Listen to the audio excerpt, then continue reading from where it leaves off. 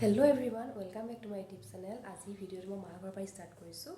দুপৰীয়া আজি খানাটো পিছে ময়ে বনাব লাগিব। আজি কিবা ৰেচিপি এটা বনাম আৰু কেনেকৈনো বনাম আপোনালোকক দেখুৱাম। ভিডিঅ'টো খালি শেষলৈকে চাব। বাকী গা মোৰো ভাল নাই, জ্বৰ লিখা লাগি আছে। বাকী আপোনালোকৰ চাগে গা চা বেয়া হৈছে। বতৰটো চেঞ্জ হৈছে, বৰষুণ দিছে বা ৰ'দ দিছে, সেইকাৰণে গা চা ভাল লগা নাই। বাকী আপোনালোকেও ভালে থাকিব। ব'লক এতিয়া। আজি যিহেতু বনাবলৈ গৈ আছোঁ পনীৰ ৰেচিপি, সেইকাৰণে প্ৰথমতে আলুকেইটা ধুনীয়াকৈ কাটি লৈছোঁ আৰু পিঁয়াজ দুটাও কাটি লৈছোঁ ধুনীয়াকৈ। পনীৰটো উলিয়াই লৈছোঁ। পনীৰ গোটেইখিনিতো এনেও নাভাজোঁ, তাৰ কেইপিচমান উলিয়াই লৈছোঁ। প্ৰথমতে পেনখনত অকণমান তেল দি লৈছোঁ। পনীৰ কেইপিচ প্ৰথমে ফ্ৰাই কৰি ল'ম।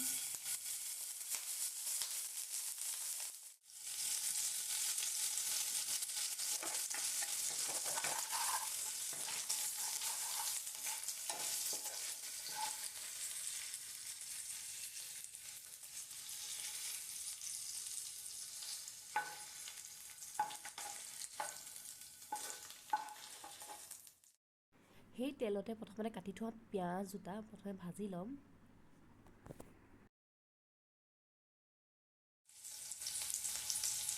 অকণমান হালধি দি দিম।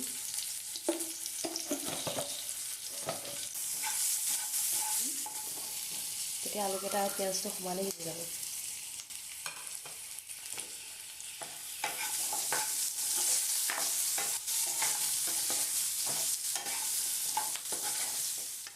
অকণ নিমখ দি দিম এতিয়া।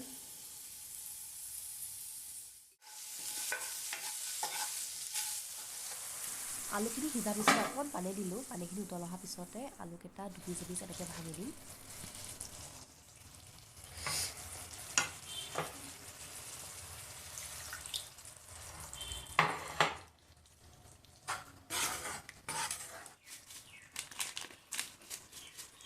মছলাবোৰ মই বিশেষ ইউজ কৰা নাই, অকণমান খালি মিট মছলা দি দিছোঁ।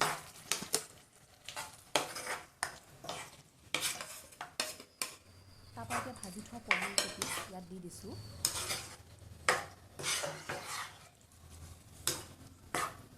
লাগি থাকে, দৰজাখন খুলিবই নোৱাৰি, তাক অকল খাবলেই লাগে।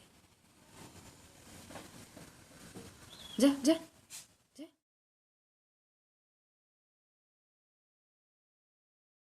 এয়া পনীৰ ৰেডি হৈ গ'ল। চিম্পুলকৈ বনাইছোঁ, বেছি মা মছলা দি পেলাই বনোৱা নাই। বাকী এতিয়া খাই লওঁগৈ ভাতটো। বাকী আপোনালোকৰ আৰু এটা ৰেচিপি লৈ আহিছোঁ আপোনালোকৰ ওচৰলৈ, চাই থাকিব খালি ভিডিঅ'টো।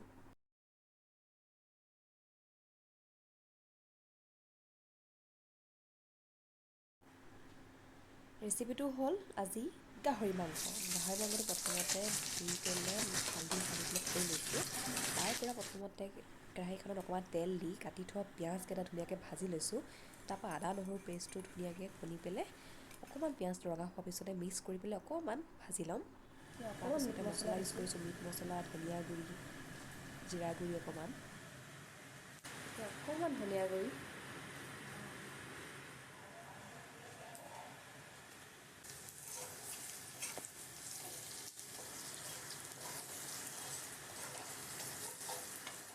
তাৰ পৰা এতিয়া মেৰিনেট কৰি থোৱা মাংসখিনি দি দিছোঁ।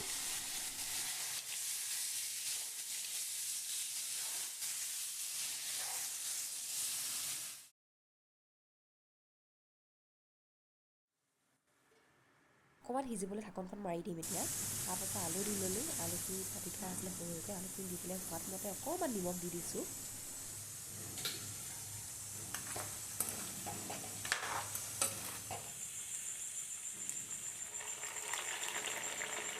পানী অকণমান দি দিছোঁ। অকণমান এটা উতলিবলৈ দিম।